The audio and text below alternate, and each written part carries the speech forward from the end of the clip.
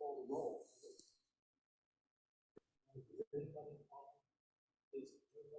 Richie is on there. He's in, yeah, he's on the right, yeah. Oh, yes, so if you call the roll, please.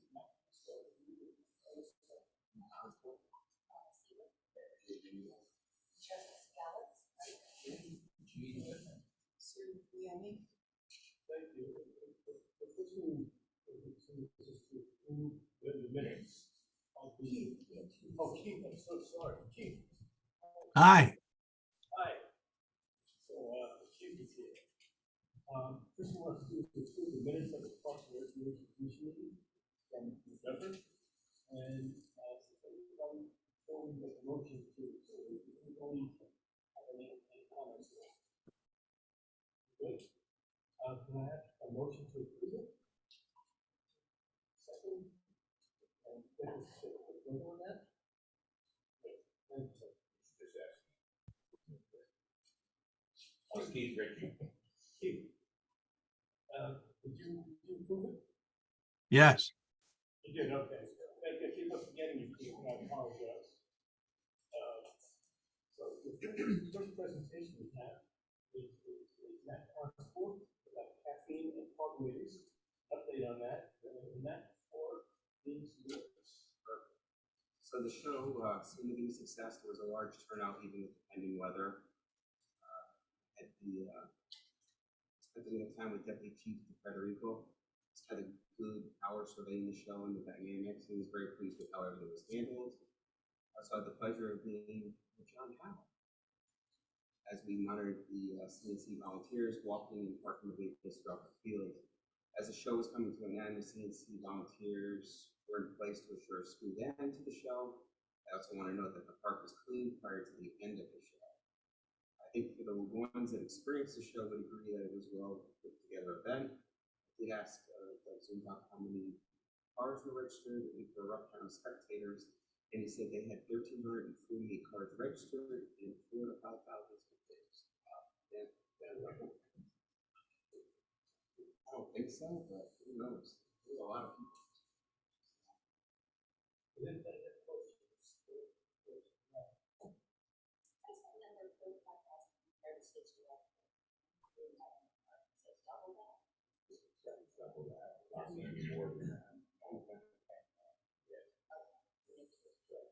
It looked like a beautiful event. It went very well. It looked very organized. Yeah, we had a little bit of grass, so to speak, literally in the center circle. Most people walk there where they step all over. Survive very well. Before we move on, this is Matt's final meeting of the commission. And I'm not going to vote now, but I, for one, am really sorry to see you go. It's a pleasure to get you over with you. And wish you well.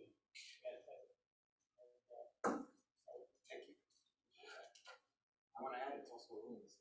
Well, Okay, all right, just checking. I didn't want her to feel left out. so, next is John Howard. Program. Okay. The top 2 pages of your packet that I handed out are the present fees and recommendations fees for a lot of our programs. The second page is mainly things such as the food and so part of it is, you try to do this. Part of our mission statement is to provide a wide variety of quality recreation services that meet citizens' needs and interests at a reasonable cost. And even though we have some increases in here, that's what we strive to do. Stay with that. So there's 2, both youth soccer, flag football, and adult softball league. There has been an increase in there of $25. Process over the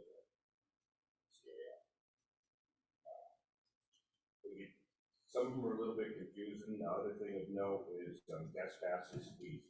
All guest passes, whether it's at the pool or tennis courts, paddle, whatever, we went from $10 to $12. And that has gone up for a number of years. the second page, and those are the fees for the different, different racket sports, etc. The pool, we left the pool the same, since the loan's been paid off. Don't want to lower it because we got a 20-year-old pool that needs a lot of work. We're presently right now doing about $107,000 worth of work on the pool, so we don't want to lower those fees yet, but we're maybe down the road. John, this is a FYI, the commission have to vote.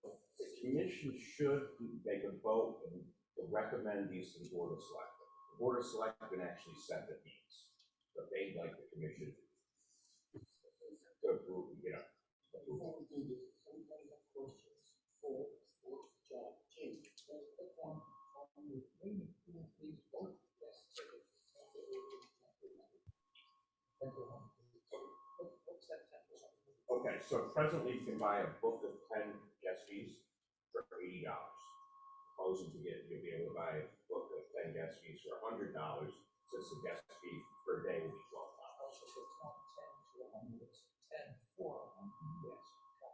Yep. The only other thing of note is you'll see that now we put in something with the law, which we talked about not quite a year ago, the fact that we kind of want to get everybody up to play with the law before we start charging. We think we've done that. Yes, the, pickleball, if you have tennis pads and paddle pads, should we discount for pickleball?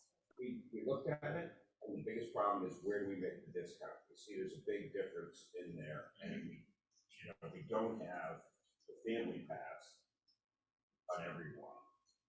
So we don't have that in the tennis courts. So what do we do that discount? So that's why for the first year we wanted to leave these separate. You figure $120 for the place there is a really good deal. We play pickleball almost all year round, as long as it's all.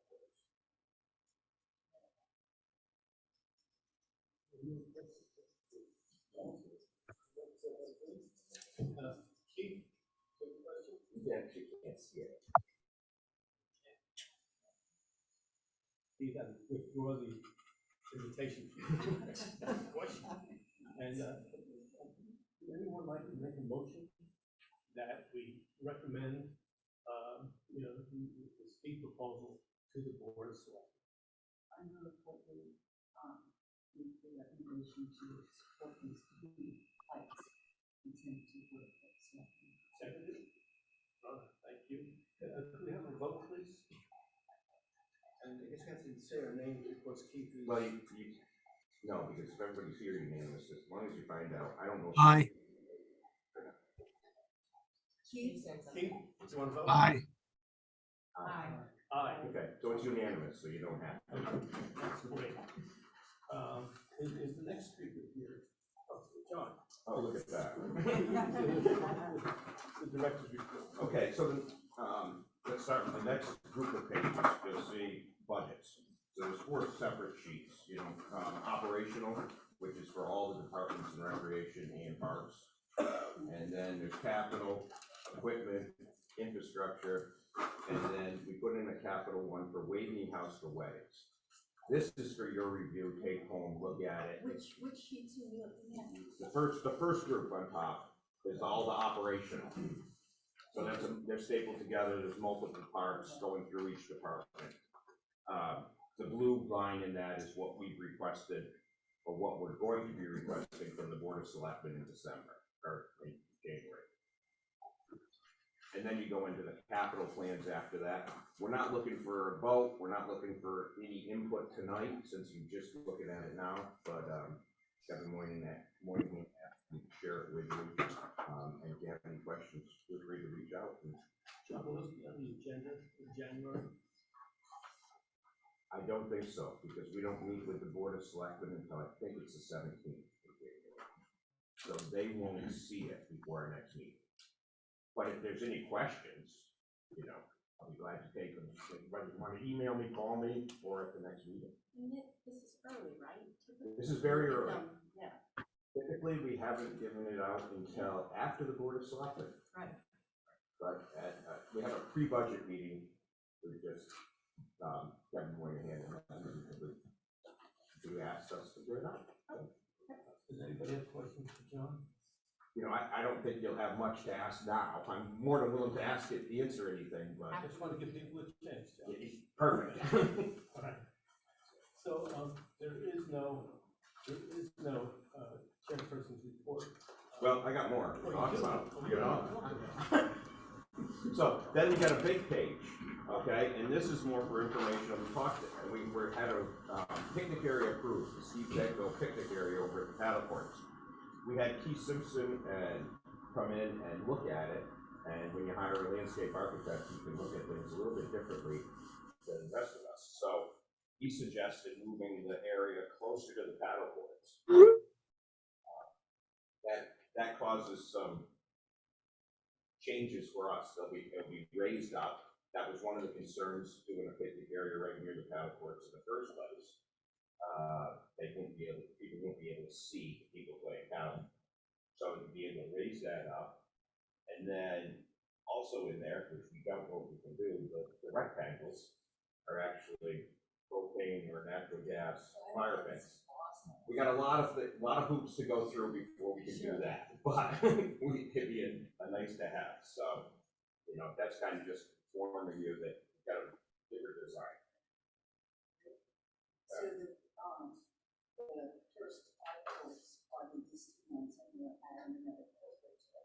Well, Or we have space for it. we have space for it. We put it into our capital budget request.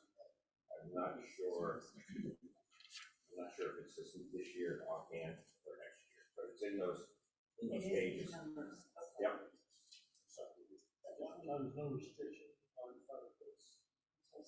well, I know somebody will be very mad at me. Steve will be definitely, he's cursing right now at me. So, but there's no actual restriction on it. We're not sure yet.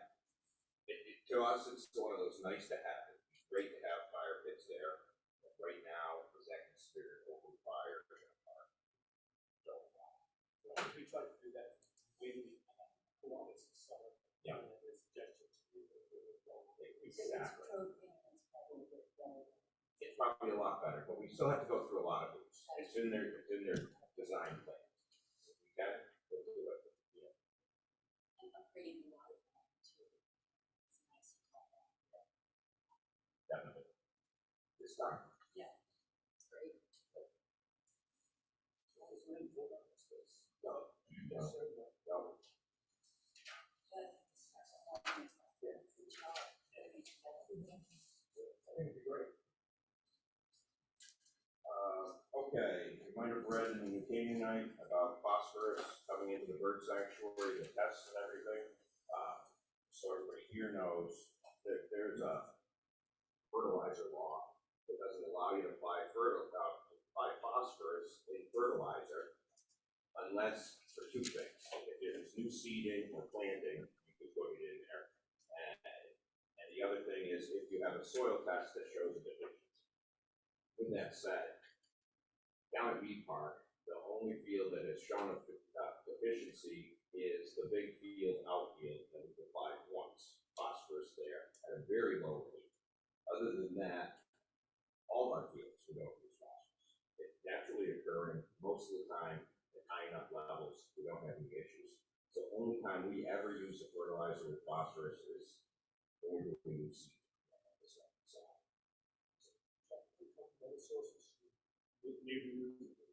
They definitely could. If you look at Mead Park, there's a lot of water that comes in there from all over town. It's a big watershed per se, where we have no control on who's supplying what. And even though it's a fertilizer law that you're not supposed to be putting down phosphorus, it does not mean you can't buy it. So.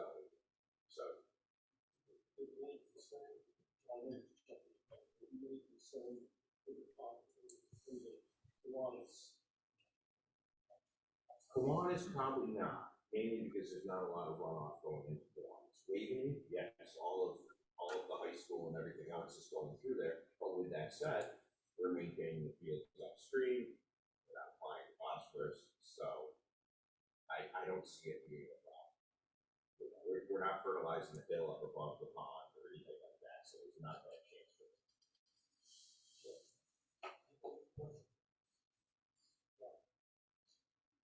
Good. So parks maintenance, it's that time of the year, guys have been finishing up, doing the leaves, Brian oversaw all the fall baseball and softball work, and almost all of that got done before the weather closed in. You guys all have seen the first snowstorm, so kind of shift gears then, but now we're into service and equipment, taking care of the benches for the winter, we're looking at rebuilding some keys in the disc golf area, so. Moving over to recreation, Breakfast with Santa was last Saturday. We sold out all three of the day. Went like a charm. Zach helped organize a lot of that stuff, and it was very nice. And then before that, we finally got back into schools. So we didn't do any before or after school programs in schools in the fall, but we're back now. So we started off with 4 days of programs that Zach set up with outside vendors for the parent-teacher conferences. So that started last week, and then we're back for 2 sessions in the winter. So there's going to be starting in January 3rd, and then the second session will start at the end of February. And they're not all sold out yet, but they're getting close. So we're feeling very confident that we're in the right direction there.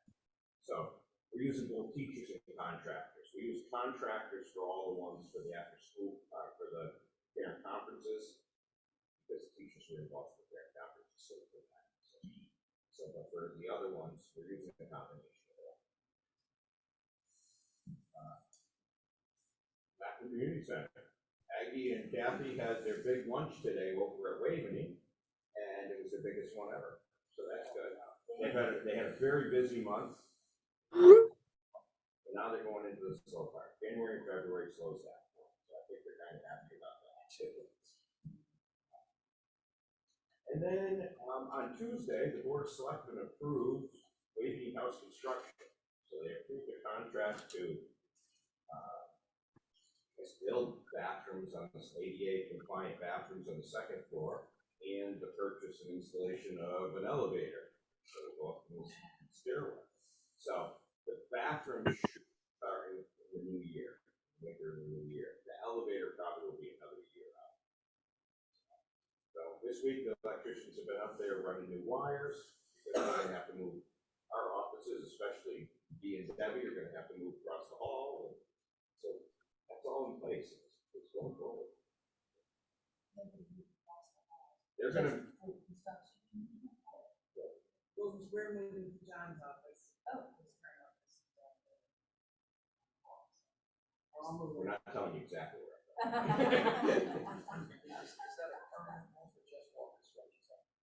Well, they won't be able to go back to their old office because that's part of the bathrooms.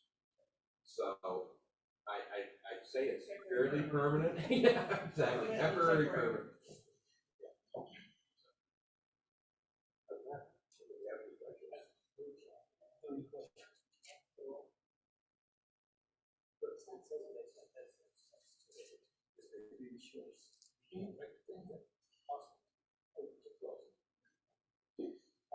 The chairman's not, there's no official chairman before. However, I just want to, I just want to say that, and I have to say that those are just so smart, so hardworking, so dedicated, and so gracious.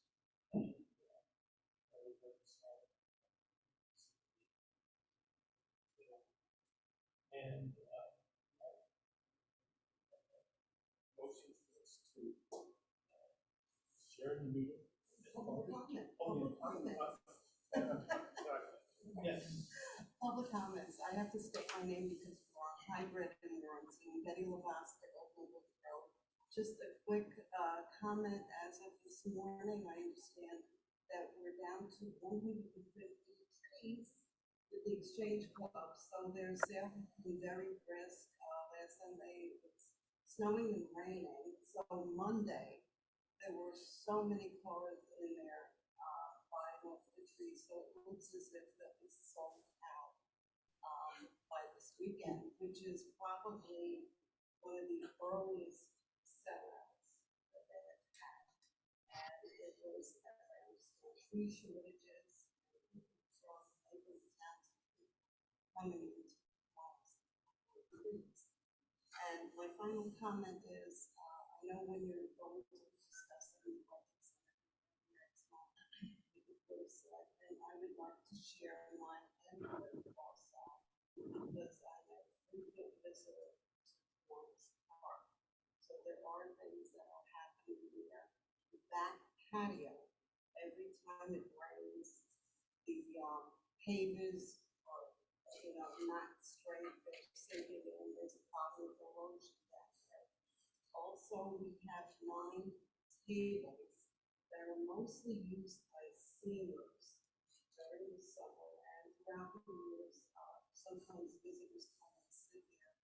Of the 9 tables, only 3 have functioning umbrellas, and 1 is a little questionable. The other 6, and this is 20 years old, have either been broken, thrown out in the garbage, or just don't function.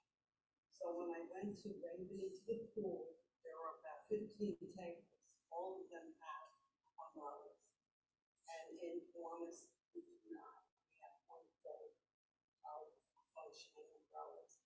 So there are some maintenance issues there that I just want to make sure I could address with somebody here before we go.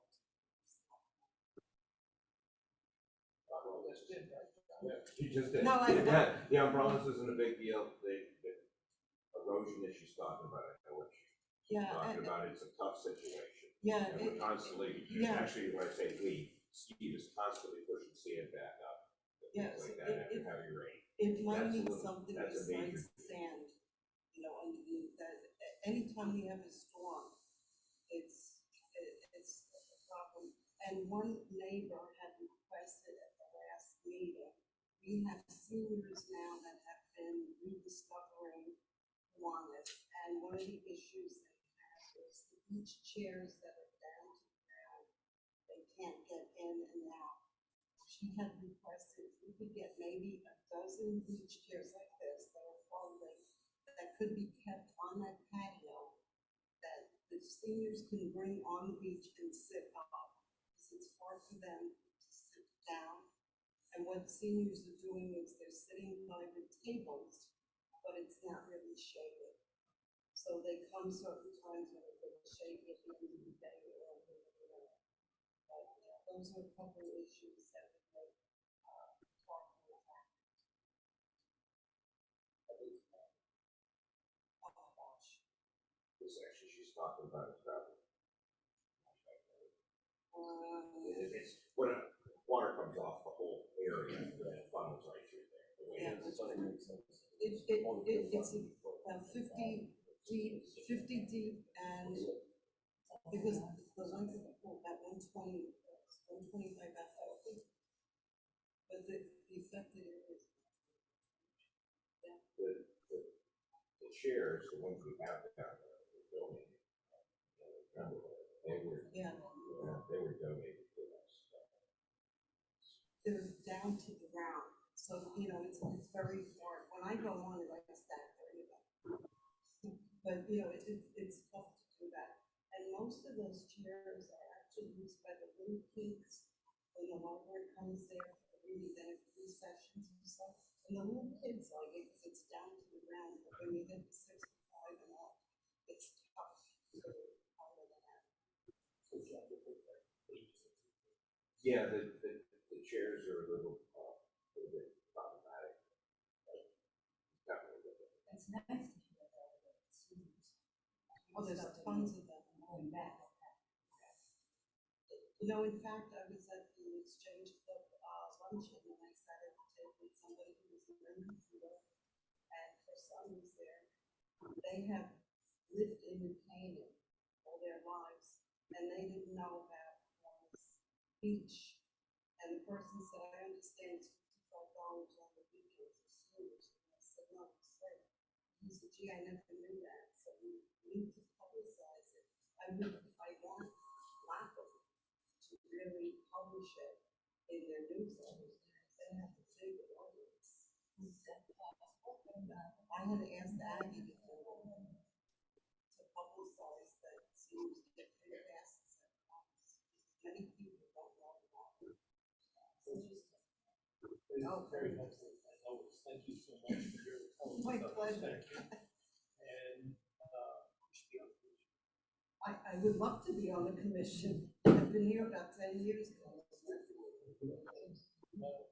but a motion to adjourn this meeting at part.